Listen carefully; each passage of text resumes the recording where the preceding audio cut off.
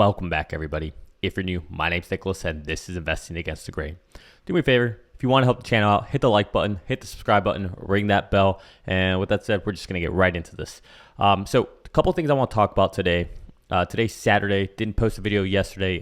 If you guys caught my live stream a couple days ago, I had a boot camp that had a whole bunch of engineers over at the Renaissance Hotel. We essentially rented out all the conference rooms, and we just had a huge kind of hackathon day long of just engineers that I had essentially put this whole program together. So it went really well. Lots of great feedback. So for all of those who were saying good luck to me, I appreciate it. It went really well. So with that said, let's talk about some Tesla stuff. So I want to talk about a few things.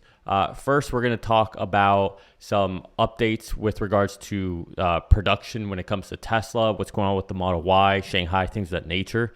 And then I want to transition to talk about FSD beta with some of the news that came out regarding Elon Musk. And I want to give my thoughts on it. And then we're going to talk about Twitter, and we won't spend long on that, trust me.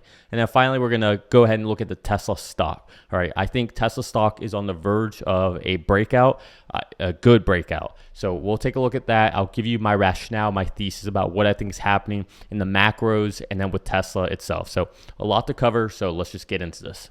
Okay, so I'm going to go ahead and share my screen, and we'll start off with this news here. Okay, so this is from Sawyer Merritt. It says, news, the upgraded production line for Tesla Model Y at Giga Shanghai has resumed operations. So this is a very good news. As we all know, they were shut down to essentially revamp, retool, rework the Model Y lines so that they could get better production, better efficiencies out of it. So down here, we can see Tesla Model Y upgrade production lines at Giga Shanghai resumed. If I scroll down here, Sawyer pretty much breaks everything down for us. With these new upgrades in place, Tesla is reported to be able to produce 14,000 Model Ys per week. Once Model 3 line comes back online after its upgrade, weekly production will reportedly be 7,700 per week. Overall, weekly production is expected to increase from 17,000 to 22,000 vehicles. That is a pretty big jump. All right. If we scroll down a little more, we can see down here, he says more in-depth info here. So Troy Teslike says, you know, I can just go ahead and show this thread. Okay, cool. So there seems to be confusion about Giga Shanghai production capacity. Let me explain. The highest production so far was 68,000 in January of 2022. The production lines will be upgraded next month to increase capacity from 60 to 70,000 per month to 80 to 90,000 per month. I expect 83,333 per month, so it equals 1 million vehicles per month. So if you think about, so 22,000, let's go back to Sawyer's.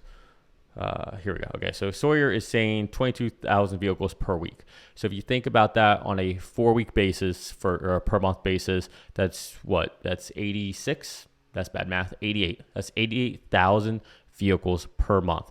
So then I'm going to pull up my calculator because I'm tired from yesterday and I don't feel like doing this math in my head. 88 times 12. That's bad math again. Wow, what is wrong with me today? So if we do 88 times 3, that's 264,000 vehicles per quarter. So let me just double check that one more time. We'll do it the other way. 22,000 times, let's say 12 weeks in a quarter. Yep, 264,000 vehicles.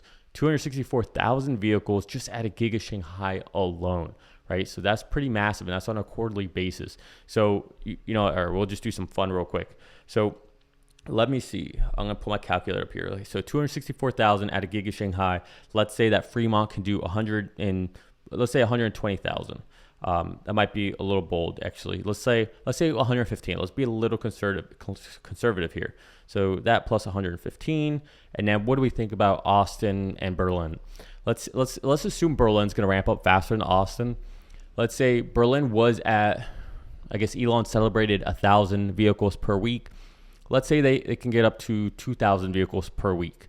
So if they can get up to 2,000 per week, that's not bad. So that's about 8,000 vehicles per month, and then on a per quarter basis, that would be 24,000. So let's say 24,000 for that one, and then for Austin, I don't know. Let's just say 12,000, so 1,000 per week, 415,000 vehicles per quarter.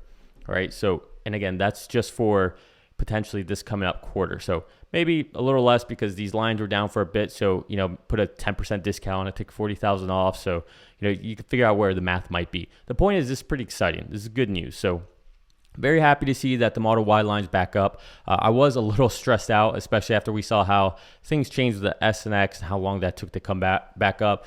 Again, that's a refresh, so it's a little different, but I still get kind of a little, a little worried sometimes that things are going to take longer than expected. So awesome news here. Great news for Shanghai. Great news for all of us for Q3. All right, next up. Here we go. This is the big one for me. All right. So James Locke said, Elon Musk, any word on FSD beta version 11?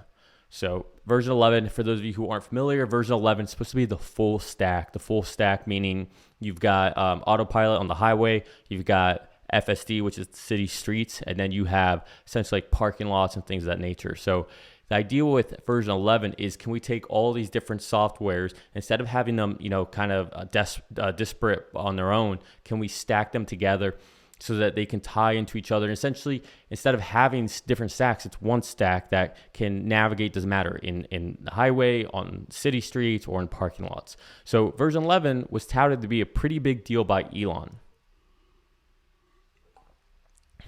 I get thirsty. Okay, so it was touted to be a big deal by Elon, and then this is his response. 10.13 goes to internal beta tomorrow. And so this was released on Thursday, or this was tweeted on Thursday. So it would have been on Friday. So hopefully we get it soon. Okay. External next week. So next week meaning this coming up work week that we have right now. Should handle Chuck's complex left turn. Chuck Cook. That's what he's referring to here. I'll come back to that in a second. Let me scroll here. Beta version 11. Hopefully end of next month. With which just amounts to incorporating highway. Importance of version 11 has been reduced by all of the 10.x releases. We're already mostly at version 11. So this is kind of weird on this one. Why do I think it's a little weird? Okay, so because Elon has placed so much emphasis on version 11 for so long now. And he even talked about the idea of 13 starting to have less reliance on maps and be more on GPS, and the fact that this is the second time he's sitting there saying that it should solve Chuck Cook's unprotected left-hand turn. Well, let's talk about that real quick. What is this? Okay, so I've made a lot of videos about this. You must have seen it out there by now. But if you're unaware, Chuck Cook is out of Jacksonville, Florida, and he's got a difficult unprotected left-hand turn that he tests his Tesla with FSD beta on. And so let me give you the situation, the context. So he comes out from a street and he needs to take a left. And the way it's set up is you have 3 lanes of traffic essentially going from east to west. I'm assuming east to west. And then there's a very small median. And then there's another 3 lanes of traffic going from west to east. Okay, so that's the setup. To add to more complexity of it, in order to look to your left to see the traffic coming up, right, so that you can try to make it to the median or all the way to the other side, there's a fence, there's a big tree, and it's kind of very obstructed. So you have to creep out a decent amount. But the margin of error of where you can creep out to and not interfere with traffic is very small. So that's just another added element. And then it's not slow traffic. This is fast traffic. So the rate that the vehicles are coming, the speed at which the vehicle needs to make a decision, is it going to go, is it not going to go, the ability for the vehicle to actually negotiate a median. I live in Florida. I live in St. Pete, Florida. If you don't know where that is, it's where ARK Invest headquarters are. But in Florida, we have a lot of driving that requires you negotiate medians and hanging out in medians or using a median to get to the other side. So it's very common, but beta doesn't do that at the moment. I tried many times over last weekend to do it, and it just wasn't great. Okay. So this is a big deal that Elon is saying that it will solve it. And so here, what he's saying is it should handle Chuck's complex left turn. Now we do know that there's been a lot of Tesla testers out there from the company itself, just trying to figure out that complicated left-hand turn. And I think that's very bullish for it, especially for 10.13, mainly because it's kind of on Elon, right? Like if it doesn't go well, Elon's gonna have a little bit of egg on his face. But again, it's in the big scheme of things, it's not a big deal, right? It's just gonna be more learning. But I would imagine that they were out there, Tesla was out there testing this to make sure that it's going to work before Elon tweets something like this. At least that would be the hope. That'd be my tactic, right? I'm not gonna tell you something should work and not having tested it myself. So that would be interesting. But the fact that we're putting less emphasis on version 11, I think some people are interpreting it as like a bad thing. And while I think it's interesting to see Elon put less emphasis on it, I also think it's kind of the progress of how FSD beta is just naturally going to go and how we're going to get the robo-taxis. What do I mean by that? Well, what Elon's saying here is that by all of the 10.x releases, we're already mostly at version 11. And so while version 11 was thought to be this big hailing achievement that we're going to get to and everything's going to be so much better, well, really, they've kind of just taken an incremental approach and kind of chopped away at it. And they're essentially there already, right? I mean, there'll be more iteration stuff and full stack and all that. But what Elon is saying is like, we've kind of already gotten there. And I think that's how FSD will eventually be solved. It's just going to be release after release after release. And before you know it, it's like, you look back and you realize, we've done it. We're here. Right? It's not going to be like one code set that goes out, one new architecture of the neural nets, and boom, we have it. We've solved the problem, right? It's not a movie, right? It's not like, epiphany. This is what we were doing all wrong all the time. This is what we have to do. So I think that this is kind of the par for the course of how things are going to go. And I don't think this is actually a bad thing, okay? So, Rob Maurer on Tesla Daily, huge fan. I watch Tesla Daily every day, but that's weird to say out loud. But he was saying that, it's interesting, maybe it's a little bit cause of concern, especially right on the back of Karpathy leaving. And by the way, foot and mouth for me, right? During my live stream, I had mentioned that I don't think Andre would leave until FSD was done. But hear me out. I'm going to try to save a little face here.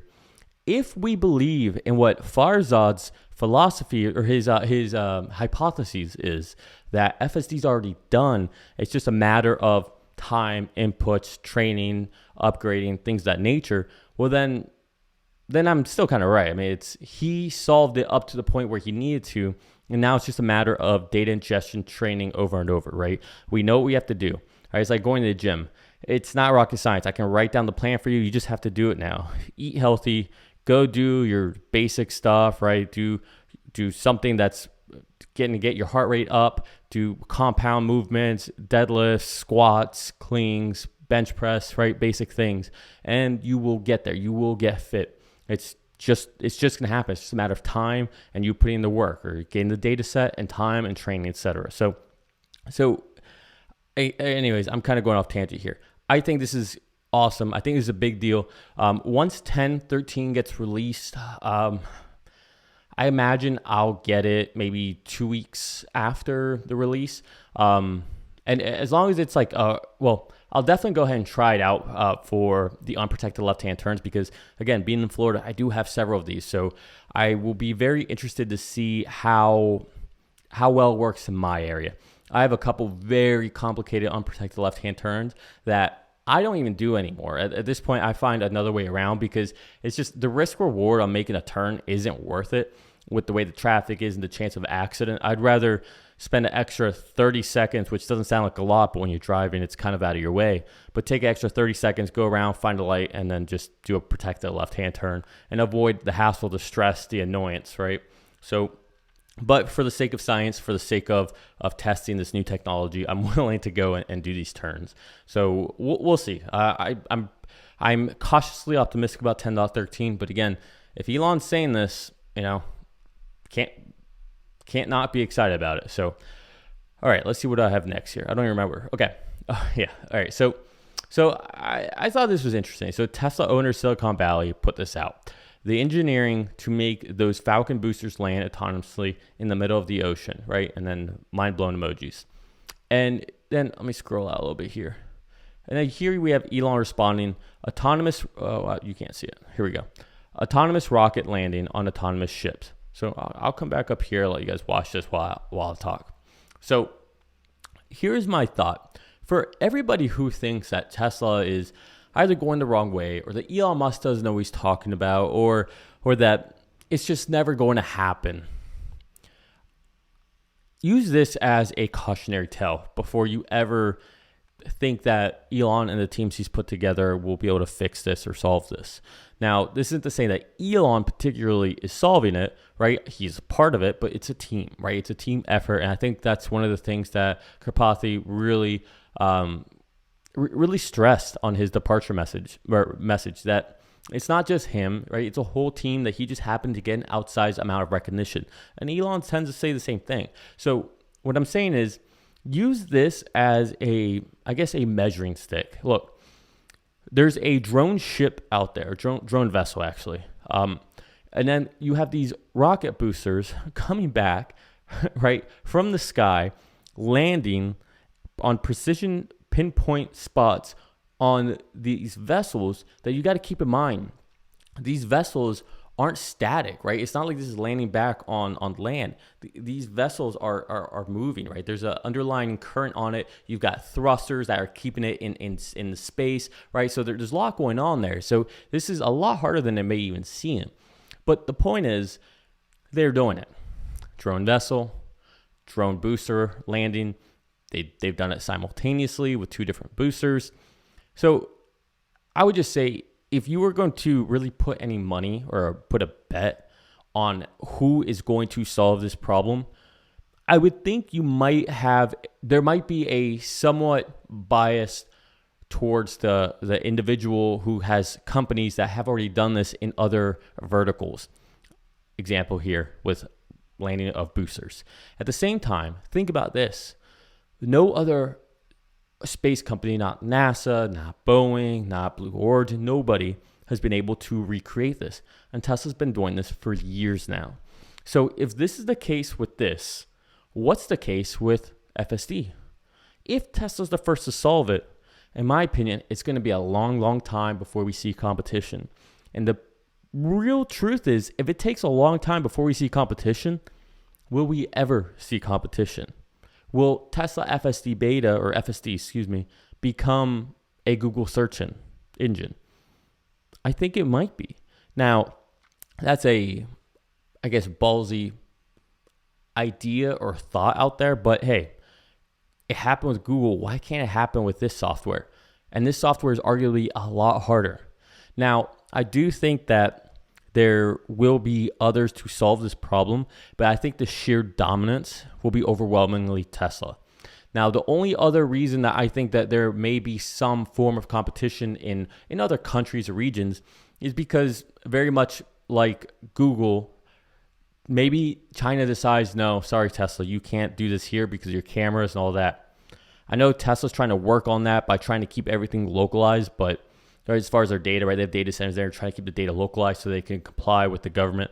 But even then, they still won't let any Teslas into certain areas whenever certain people or military are around. And you kind of have to understand it from the Chinese perspective. It kind of makes sense, right? I mean, we would do the same thing on our end. But the point is, I think that there will always be at least one other rival for the China market. And in the rest of the world, I could easily see going by the way of Tesla. So again, just use this as an example. History doesn't have to repeat itself. It sure does rhyme, right? But doesn't mean it'll happen. It's just my opinion, just my thought. And I just want to put something else out there in front of you. All right, now let's talk about Twitter for a brief second, and then we'll get into the Tesla stock. Okay, so here again, let me try to make this a little bigger if I can.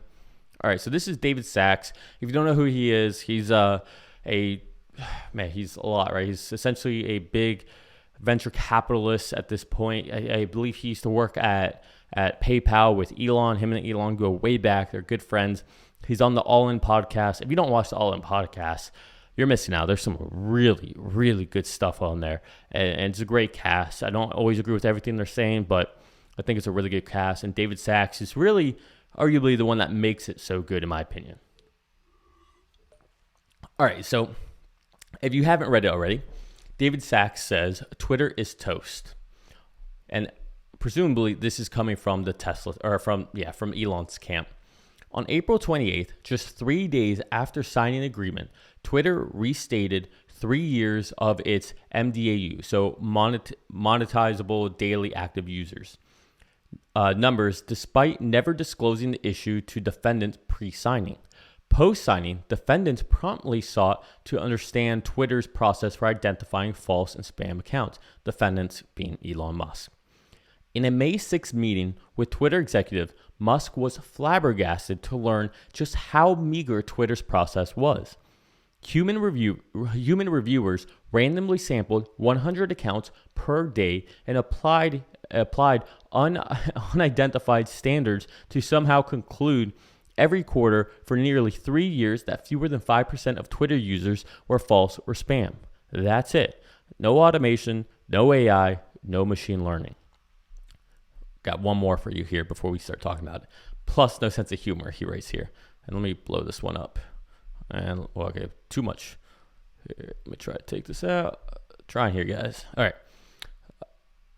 Yeah, I think, okay. So, another part says, with the sense of humor of a bot, Twitter claims that Musk is damaging the company with tweets like a Chuck Norris meme and a poop emoji. Twitter ignores that Musk is its second largest shareholder with a far greater economic stake than the entire Twitter board. All right, so let me stop sharing my screen. All right, so here are my thoughts. First of all, we haven't really heard from Elon's side too much regarding any of this drama at this point, right? And I think they're kind of keeping their cards close to their chest. Now, we know that Twitter's trying to get an expedited review by Delaware and the courts there, and Elon has essentially pushed back on that, saying that they want to wait till February. Truth is, I would imagine the judge is probably going to try to split the difference to not appear biased one way or the other, because if they decide to do it expedited in September, everyone's going to be like, oh, Elon's done, they're going to force him to do this, yada, yada, yada. If they do it in February, like Elon's asking for, same thing the other way around, right? Oh, it's corrupt. They're just doing whatever Elon wants, right? Et cetera, et cetera. So they'll probably see something, meeting in the middle, I would imagine. All right. So with that said, I think reviewing this and seeing some of the context and, we're slowly peeling away the onion. I personally think that Elon is going to be able to skirt out of this without too much pain. Why do I say that? I know a lot of people saw the recent releases from Twitter and their response and all these things, and they say we got a ironclad agreement, yada yada yada, and they essentially put out all the arguments against Elon Musk. And a lot of people read that, and because when you hear one side of the story, it can sound really good, and you can sit there and be like, oh yeah, oh he's screwed, right? This makes a lot of sense.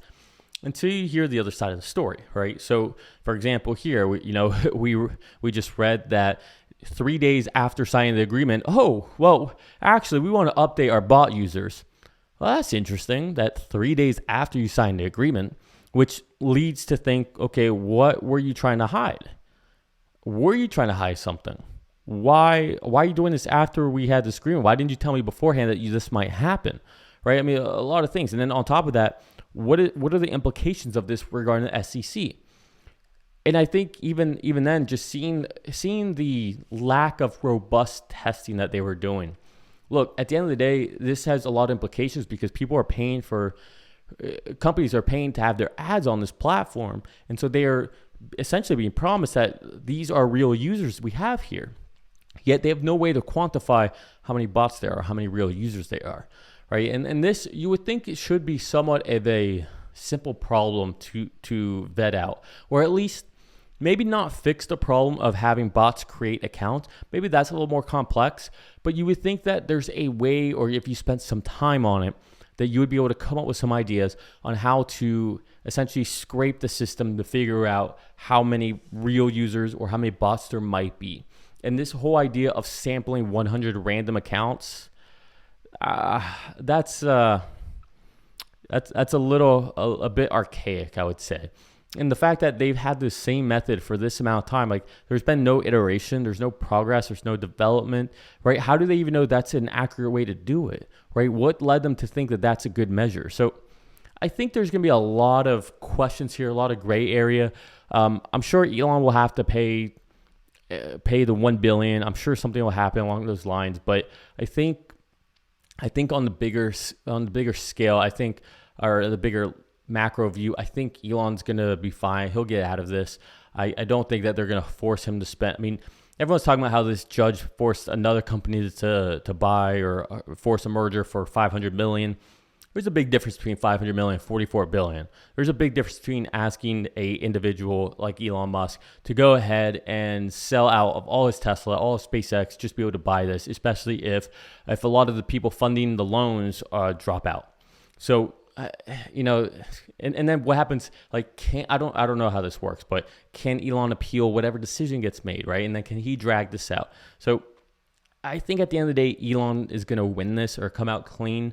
It's very rare he doesn't. And the board, honestly, I don't think that they have too much care. I don't think they really care that much about this. And it's weird. The employees don't want you to buy it. None of the politicians want him to buy it. Why are you now forcing him to buy it? Before, all the politicians were freaking out about this. Now you don't hear any of them saying anything, whether left or right. No one's talking about it. We see it on the news. It's all the news wants to talk about because it's Tesla, it's Elon Musk.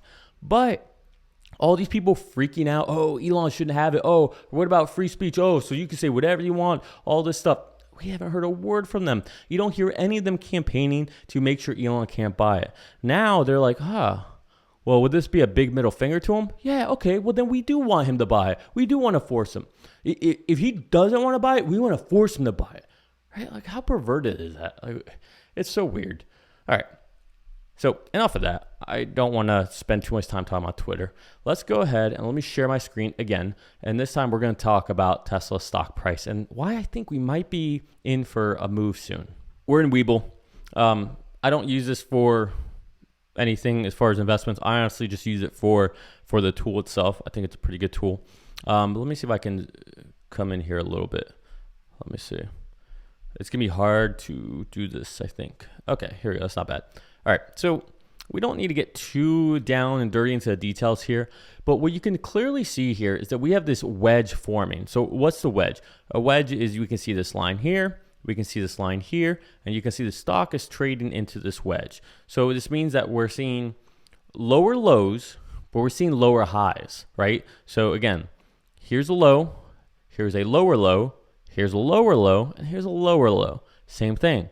Here's a high, here's a lower high, here's a lower high, so on and so forth. So what's going to happen, it's impossible not to happen. We are eventually going to have a move one way or the other. It's going to be probably a bigger move than we think.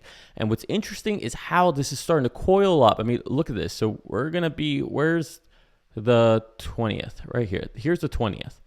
All right, so the 20th is the day that we have earnings. And if I come out here, the 28th is whenever Jerome Powell, or no, excuse me, the 27th, I think. 27th, I think, is when Jerome Powell announces the hikes, the interest rate hikes for July. And I think the 28th is when we find out what Q2 GDP was. So all that context, why? Why am I talking about that? We're talking about Tesla. Why am I talking about the macros? Well, because right now Tesla's not trading based on Tesla. Tesla's trading on based on the macros. And so the fact that within this range of where this wedge is really going, we have Tesla earnings, we have the CPI, we have the Fed interest rate hikes, and then we also have Q2 GDP results. So I think Q2 earnings we can move a lot higher as long as Tesla reaffirms that they still feel confident about being able to do 50% year over year. And if they talk about anything regarding FSD, how many users, if we're over 200,000 users, anything that they could give us to just be a little excited, especially if Zach can start talking a little more. Maybe Elon doesn't, do Elon things. Again, I like seeing Elon be Elon, right? I don't want Elon to change who he is or what he does just for the stock market. But I would like to see Zach talk and make sure he says things to make Wall Street feel good. All right. So if we can get out of Q2 earnings unscathed with some good news about Q3 and Q4, we could rip up higher. On that same note, if we get to, let's say nothing happens, let's say it's benign. Okay. So then we get to July 27th, all right, 1 week later. That's when Jerome Powell and the Fed will announce their next rate hikes. So what's it going to be? We just printed 9.1% inflation year over year, 9.1%. So a lot of people are starting to price in a 1% or 100 basis point rate increase. 100 basis point is essentially 1%, right? So other people were thinking that was going to be a 75 basis point or 0.75% hike. Now, once we saw that 9.1 CPI number drop, all of a sudden everybody started to think it was going to be a 1%, or at least the odds of 1% started to go up, right? So what's going to happen there? I think if Jerome Powell does a 0.75 or a 75 basis point or even a 1%, I think the stock market's going to like it. I think the stock market will like it, especially because they will probably think, the stock market, the sentiment is probably going to be thinking, this is the second to last big hike we have. We might have one in September. We don't know, but this will be the second to last big one that we get. And then the very next day, we should get the Q2 GDP numbers. And if those Q2 GDP numbers are reflect what the Atlanta Fed's been saying regarding it being a second negative quarter, I think even the Atlanta Fed is even saying negative 2%. That will mean that we are in a recession. Same thing we've been saying since February, right? It'll confirm it. Keep in mind, these are lagging indicators. So what it will confirm is that for the past 6-7 months, we've been in a recession. Now, you might say, well, Nick, damn, that's not good. That's a big problem. Well, not for the stock market. I believe if we find out we're in a technical recession, the stock market rallies. So why do I think that? Well, we're in this weird phase where bad news is good news, because if we are in a recession, officially, the odds are Jerome Powell will start to taper off his rate hikes. The odds are that maybe he does 1%, maybe he does 75 basis point, but then he's not going to keep going too aggressive because we're going to be in a recession and he's going to be worried about demand destruction with jobs. All right. Right now, the only hat that they can really hang their hat on, whether it's the Fed, whether it's Joe Biden, whether it's anyone who's trying to pretend like we're in a good economy, the only thing they can hang their hat on is that we keep getting robust job numbers month over month. True, we are. But what are we also seeing? We're seeing huge layoffs starting to come. Every company starting to announce layoff. We're seeing hiring freezes, right? We're starting to see the supply of job openings out in the market really shrink up. And we're seeing companies start to lean out. So the big fear for the Fed, they have two mandates: keep inflation in check and essentially have a very, very low unemployment rate. So right now they have a very low unemployment rate, sure, but inflation is going out of control. What they risk is that if they keep doing what they're doing with the interest rate hikes, they are going to destroy this good job market that we currently have. Why could this happen? Well, you have to remember that the interest rate hikes that we see the Fed doing, we don't know how those are really affecting anything, right? Why do I say that? Because it doesn't just happen immediately like that, right? It takes time for these interest rate hikes to work through the system. And then we really start to see what happens. So if Jerome Powell continues down this road, even after we find out we're in a recession, and he continues to raise rates, he might find himself in a very, very bad situation. He might find himself putting us into a deep recession, a very bad recession. And for a Fed chairman who was wrong about inflation, has been saying that he doesn't see any signs of a recession. If he is wrong twice, and now we're going to throw a third one on there where he decides to send the whole country or whole economy into a recession, he's going to be in a lot of trouble.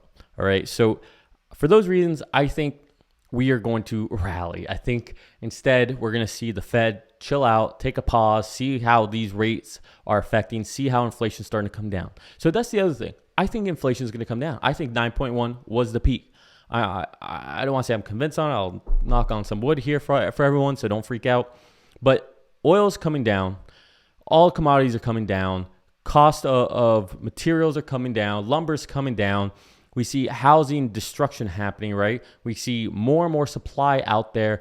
We see higher rates, which are making less buyers want to come to the market. So we're seeing all of this happen, right? At this point, it's a wait and see game. And if you take out oil, or if you take out energy and you take out food, which I know some people say, oh, you shouldn't do that because that's such a big part of what we spend money on. Yeah, sure. Okay, that's a good point. But guess what? At this point, we have no control over oil. And we shouldn't let one thing completely over bias the entire inflation picture, right? It's essentially putting its thumb on the scale. It's an outlier that's bringing everything down. So like imagine we took 5 tests in a year, okay, 5 tests, and we had 100, an 80, a 90, another 100. But then out of all the 5 tests, we have 1 0, right? That's going to bring our average way down. It's going to bias it. So it's not a good reflection of how we test it. And so that's what oil is, right? Oil is this outlier that's essentially bringing the averages way out of what they really are. So taking oil out, energy out, taking food out, we get a sense of where core inflation is. And core inflation is coming down, right? So that's something that we can probably rely on for right now. So anyways, we have this wedge, all right? We have this wedge.